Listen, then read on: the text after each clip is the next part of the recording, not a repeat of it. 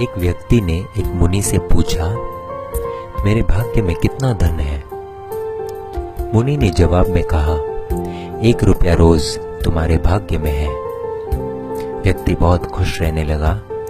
उसकी जरूरतें 1 रुपये में पूरी हो जाती थी।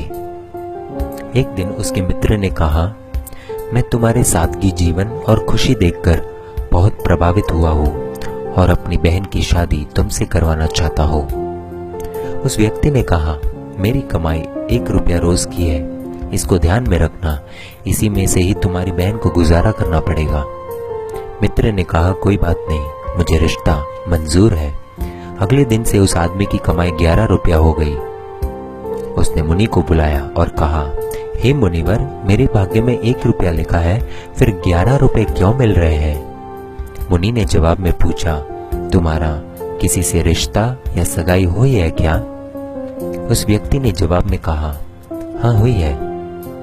मुनि ने कहा, तो यह तुमको 10 रुपए उसके भाग्य के मिल रहे हैं, इसको जोड़ना शुरू करो, तुम्हारे विवाह में काम आएंगे। शादी के कुछ दिनों के बाद एक दिन उसकी पत्नी गर्भवती हुई और उसकी कमाई 31 रुपए होने लगी। फिर उसने मुनि को बुलाया और कहा, हे मुनिवर, मेरी और मेरी पत्नी के भाग्य के 11 रुपए मिल रहे थे, लेकिन अभी 31 रुपए क्यों मिल रहे हैं? क्या मैं कोई अपराध कर रहा हूँ?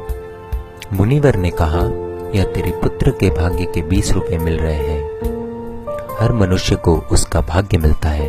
किसके भाग्य से घर में धन दौलत आती है हमको नहीं पता, लेकिन मनुष्य अहंकार करता है कि मैंने बनाया, मैंने कमाया, मेरा है, मैं कमा रहा हूँ, मेरी वजह से हो रहा है। इसलिए हमें कभी अहंकार नहीं करना चाहिए, क्योंकि हमें खुद नहीं पता है कि हम किसके भाग्य का खा रहे हैं।